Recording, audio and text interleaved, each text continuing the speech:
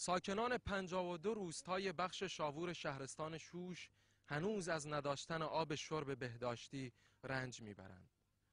روستای دهیمه یکی از همان روستاهایی است که ساکنانش آب آشامیدنی خود را از برکه‌ها و یا زهکش‌های کشاورزی تأمین می‌کنند.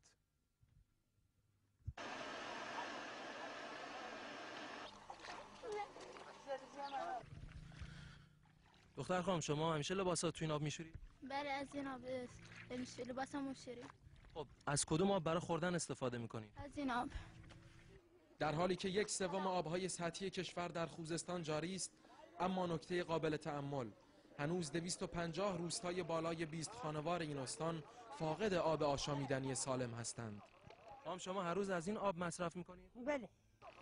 52 روستای بخش شاوور هم با جمعیتی حدود 20,000 نفر در حالی که نزدیک رودخانه‌های دز و شاوور قرار گرفته‌اند وضعیت حادی از نظر آب شرب دارند و ساکنان این مناطق هنوز آب شرب غیر بهداشتی مصرف می‌کنند.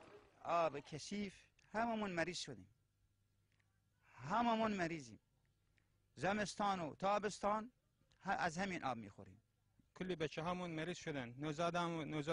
نوزادی که به دنیا میاد از این آب میخورن. بخشدار شاوور میگوید این بخش 118 روستا دارد که نیمی از آنها آب شرب سالم ندارند. اون چی که ما رو خیلی متاثر کرد این بود که ساکنان این روستا حتی مجبور بودند از برکه‌ای که احشام درون اون قرار داشتند آب آشامیدنی خودشون رو تأمین کنند.